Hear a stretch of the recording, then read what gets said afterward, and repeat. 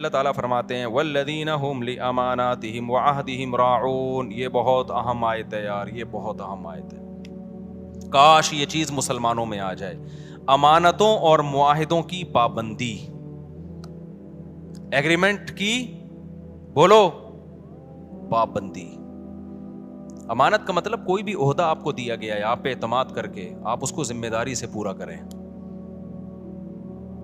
آپ نے جب کسی سے کوئی ایگریمنٹ کر لیا, اسٹیٹ ایجنٹ کتنے 2 نمبر ہوتے ہیں سوائے ان کے جو میرا بیان سن رہے. کل میرے پاس کیس آیا, جمعے کو, چند دن پہلے جمعے کو کیس آیا, کتنے ایڈوانس میں دے دیا, سودا بک ہو گیا. اب کسٹمر کو, ویسے تو اسٹیٹ ایجنٹ الو بنا رہے ہوتے ہیں, کسٹمر بھی بنا رہے ہوتے ہیں. اب کیا ہے کہ جی دوسرا زیادہ اچھا مل گیا تو ادھر سے زبان چینج کر کے اس سے معاملہ کرنا شروع کر دی. بہت 2 نمبریاں ہو رہی ہیں پیسوں کے معاملے میں. مسلمان سیدھا نہیں ہے. اسٹیٹ ایجنٹ کیا کرتا ہے, آپ سے پیسے لیے, کوئی اچھا پلاٹ ملے گا آپ کو دوں گا, اچھا ملے نا تو نیت چینج, ابے اس کو کیوں دوں, خود نہ رکھ لوں میں. حالانکہ معاہدہ کس سے ہوا تھا, آپ سے معاہدہ ہوا تھا. 2 نمبریاں ادھر سے گھسیٹو ادھر سے گھسیٹو. آپ نے جب مالک مکان سے گھر لیا کرائے پر, آپ نے معاہدہ یہ کیا تھا 1 سے لے کے 5 تاریخ تک میں کرایہ, عام طور پہ 5 تک دے دیا جاتا ہے, آپ نہیں دے رہے 5 تاریخ کو کرایہ. اس کا فون آ رہا ہے, بھائی کرایہ کیوں نہیں دیا.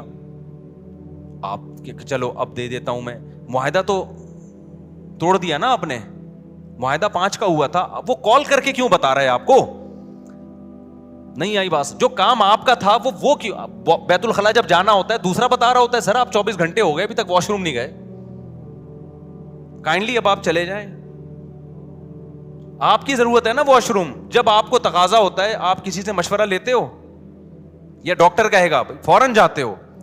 تو یہ جو آپ کا ایگریمنٹ ہوا نا کہ گھر میں استعمال کروں گا اور کرایہ میں اتنے دن دوں گا, اتنے دن تک دے دوں گا, تو اب جب اتنے دن گزر گئے تو یہ ذمہ داری کس کی ہے. آپ گناہگار ہو رہے ہو, آپ گناہگار ہو رہے ہو, آپ کو دینا پڑے گا اس کو, اس کے کال کیے بغیر. سمجھتے ہو کہ نہیں سمجھتے ہو. آپ کسی اسکول میں ٹیچر ہو, آپ کا ایگریمنٹ ہوا تھا کہ آپ بچوں کو پڑھاؤ گے اور تنخواہ لو گے, آپ پڑھا رہے نہیں ہو, تنخواہ پوری لے رہے ہو. یہ معاہدے کی خلاف ورزی ہے یا نہیں ہے. کسی سیاست دان نے ووٹ لیے اس بیس پہ کہ میں یہ کروں گا میں یہ کروں گا, ووٹ لے کے جیت گیا, اب نہ یہ کر رہا ہے نہ وہ کر رہا ہے, پوری قوم اس میں مبتلا ہے, کوئی بھی مستثنا نہیں ہے. تو یہ بہت بڑا المیہ ہے, بہت بڑا المیہ ہے. تو معاہدوں کی پاسداری کرنی پڑے گی آپ کو, مذہب کا حکم ہے. والذین هم علی صلواتہم یحافظون, اور وہ لوگ اپنی نمازوں کی حفاظت کرتے ہیں.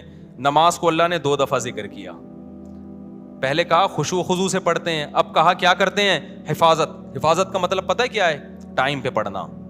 کیونکہ ٹائم گزار دیا تو ضائع کر دیا آپ نے, ٹائم گزار دیا تو کیا کر دیا, ضائع کر دیا. انہی آیتوں کی وجہ سے امام ابو حنیفہ سفر میں 2 نمازیں اکٹھی پڑھنے کے قائل نہیں ہیں, کیونکہ قرآن کہہ رہا ہے کہ اپنی نمازوں کی حفاظت. حفاظت کا مطلب کیا ہے. ایک صاحب نے کہا کہ قرآن نے کہا حفاظت کرتے ہیں, قرآن نے کہا ہر نماز کا ایک وقت مقرر ہے. قرآن میں ہے نا ان الصلاۃ کانت علی المؤمنین کتابا موقوتا, اور یہ سفر کے بارے میں نازل ہوئی ہے کہ ہر نماز کا ایک ٹائم متعین ہے. انہوں نے کہا جب قرآن میں آتا ہے ہر نماز کا ایک ٹائم متعین ہے, تو ہمیں حدیث سے پتہ چلتا ہے کہ سفر میں 2 نمازوں کا ایک ہی ٹائم ہے. حالانکہ ایسا ہے نہیں. حدیث جبریل سے پتہ چلتا ہے کہ ہر نماز کا ٹائم کیا ہے, ہر نماز کا ایک متعین ٹائم ہے. حدیث جبریل سے پتہ چلتا ہے ظہر یہاں تک, عصر یہاں تک, عصر سے مغرب کا ٹائم, پھر مغرب سے عشاء. حدیث جبریل مشہور حدیث ہے, اس سے پتہ چلتا ہے. اور جو سفر میں آتا ہے نا حدیث میں 2 نمازیں اکٹھی پڑھی ہیں, اکثر لوگ ہم پہ طنز کرتے ہیں کہ جب نبی نے فرمایا 2 نمازیں اکٹھی پڑھی ہیں تو آپ کیوں نہیں پڑھتے. بھائی بخاری مسلم کی حدیث ہے کہ نبی نے بغیر سفر کے بھی 2 نمازیں اکٹھی پڑھی ہیں, تو جو اس کا مطلب ہے وہ اس کا بھی وہی مطلب ہے, ان حدیثوں کا بھی. اور اس کا مطلب کیا ہے, علامہ شوکانی جو ہے غیر مقلد عالم تھے, انہوں نے لکھا ہے کہ اس کا مطلب ہے 2 نمازیں اکٹھی ایسے پڑھی ہے کہ ہر نماز اپنے وقت پہ پڑھی ہے. ایک کو مؤخر کیا ظہر کو, اور جب ظہر کا وقت ختم ہوا تو فوراً عصر پڑھ لی, یعنی عصر اپنے وقت پہ پڑھی, ظہر اپنے وقت پہ پڑھی. تو جو مطلب اس حدیث کا ہے نا جس میں آتا ہے نبی نے بغیر کسی عذر بارش کے 2 نمازیں اکٹھی پڑھی ہیں, ہم کہتے ہیں یہی سفر کا بھی یہی مطلب ہے. اس سے تمام قرآن اور تمام احادیث میں کیا ہو جاتا ہے, تطبیق ہو جاتی ہے آرام سے, سوائے حج کے. حج تو خلاف قیاس ہے. تو یہ جو آج کل اتنا زیادہ رواج ہو گیا ہے نبی کے, بھائی جاؤ, جب بھی لوگ جاتے ہیں سفر میں, بعض تو گھر میں ہی پڑھ لیتے ہیں اکٹھی.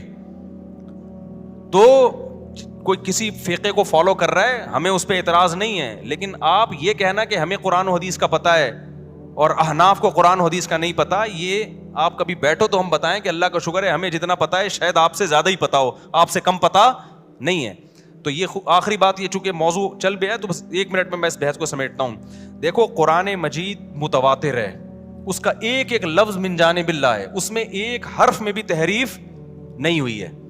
قرآن جگہ جگہ کہتا ہے ایمان والے اپنی نمازوں کی حفاظت کرتے ہیں, جگہ جگہ کہتا ہے, بار بار کہتا ہے. اور حدیث جبریل سے پتہ چلتا ہے کہ ہر نماز کا ایک ٹائم متعین ہے, اس میں سفر اور حضر میں نبی نے کوئی فرق نہیں بیان کیا. تو ہم یہ کہتے ہیں کہ جو متواتر ہے نا, اس کے خلاف جب کوئی اتنی مضبوط دلیل ہوگی جو اسی جیسی ہوگی تو پھر تو مانی جائے گی, نہیں ہوگی تو اس میں تعویل کی جائے گی. تو قرآن کے مقابلے میں جو احادیث ہیں جن میں آتا ہے کہ 2 نمازیں اکٹھی پڑھی جائیں, ان کے بارے میں خوب سمجھ لو, یا تو وہ واضح نہیں ہے کہ اکٹھی کا مطلب کیا ہے, قضا کر کے پڑھی ہے یا قضا کیے بغیر پڑھی ہے, وہ واضح نہیں ہے. بلکہ صحیح حدیث سے پتہ چلتا ہے کہ اس طرح پڑھی ہے کہ ظہر کو عصر کے قریب اور عصر کو مقدم, یہ صحیح حدیث سے ہی پتہ چلتا ہے. میں انشاءاللہ اس پہ پورے حوالوں کے ساتھ ایک کلپ ریکارڈ کرواؤں گا, ابھی تو میں اس بیان کے لیے بیٹھا نہیں ہوں یہاں پہ. تو وہ احادیث جن میں آتا ہے 2 نمازیں اکٹھی پڑھی ہیں وہ واضح نہیں ہے, اور جو واضح ہیں وہ صحیح نہیں ہے, ان کی سند پہ کلام ہے. بات آ رہی ہے سمجھ میں؟ کوئی ایک ایسی حدیث نہیں ہے جس میں آتا ہو کہ نبی نے ظہر کو باقاعدہ قضا کر کے عصر کے وقت میں پڑھا ہے. اتنی واضح حدیث ہو اور بے غبار سند بھی ہو اس کی, ایسی کوئی حدیث نہیں ہے. اگر حدیث بے واضح ہے تو سند بے غبار نہیں ہے, اور اگر سند صحیح ہے تو حدیث کا مفہوم واضح نہیں ہے.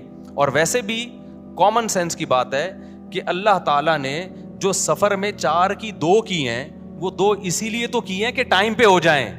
آپ کے پاس یہ عذر نہ ہو کہ جی مجھے ٹائم نہیں ملا, وہ ٹائم بچانے کے لیے ہی تو ہیں. جب آپ کو کوئی سہولت دی جاتی ہے اس لیے دی جاتی ہے نا کہ کام ہو جائے, اس لیے تھوڑی دی جاتی ہے کہ اس کو ڈیلے کر دیں آپ. تو اس میں میرا مقصد دوسرے لوگوں پہ طنز کرنا نہیں ہے, لیکن میرا مقصد یہ کہ آپ جس فقہ کو فالو کر رہے ہیں نا قرآن و سنت کی روشنی میں, اس میں 2 نمازیں اکٹھی پڑھنے کے جو احناف کے ہاں مطلب ہے کہ جمع بین الصلاتین کا مطلب کیا ہے, وہ مطلب قرآن و حدیث سے بہت زیادہ مزین ہے, بہت مدلل ہے وہ مطلب. اور ویسے بھی جو سفر میں بھی آپ نے جمع سوری کی ہے, جس کو جمع سوری کہتے ہیں کہ ظہر اور عصر کے قریب قریب پڑھا ہے, یہ بھی بہت کم کیا ہے. جبکہ ہم اہل حدیث حضرات کو دیکھتے ہیں ہر سفر میں یہ کر رہے ہوتے ہیں, وہ یعنی خود حدیث پر بھی اس طرح عمل نہیں کر رہے ہوتے جو ان کی اپنی رائے ہے.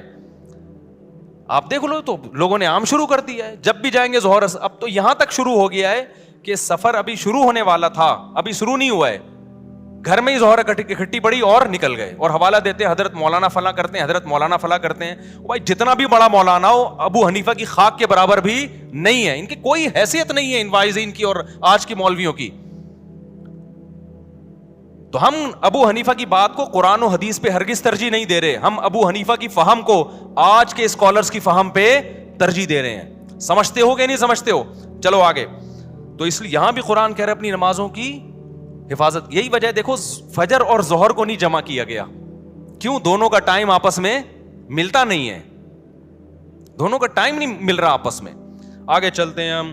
اولئک هم الوارثون, جو اپنی نمازوں کی حفاظت کرتے ہیں, اللہ فرماتے ہیں یہی لوگ وارث ہیں. کس چیز کے وارث ہیں؟ کیا ملے گا, کیا انعام ملے گا؟ بھائی اللہ کتنے پیسے دے گا ان لوگوں کو جو معاہدوں کی پابندی کرتے ہیں, ان لوگوں کو جو فضولیات سے بچتے ہیں, ان لوگوں کو جو اپنی شرمگاہوں کی حفاظت کرتے ہیں, ان لوگوں کو جو اپنی امانتوں اور معاہدوں کی پابندی کرتے ہیں. تو اللہ کی طرف سے ان کو کیا ملے گا؟ سوال پیدا ہوتا ہے کہ نہیں ہوتا؟ اللہ فرماتے ہیں میں بتاتا ہوں کیا ملے گا. الذین یرثون الفردوس, یہ وہ لوگ ہیں جو جنت الفردوس کے وارث بنیں گے. کہاں جائیں گے؟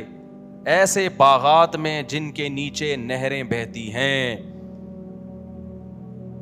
کتنا قرآن میں اللہ نے جنت کا نقشہ بیان کیا ہے, کتنا زیادہ بیان کیا ہے. ہم سمجھتے ہیں کہ یہ اللہ کے معاذ اللہ سیاسی وعدے ہیں. وَمَنْ أَصْدَقُ مِنَ اللَّهِ قِيلًا, اللہ کہتے ہیں اللہ سے زیادہ سچی بات کوئی نہیں کر سکتا.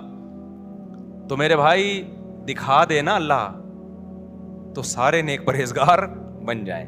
اللہ نے کیا کیا ہے؟ چھپا دیا ہے. تو چھپا ہوا ہے, اس لیے ہم جیسے لوگ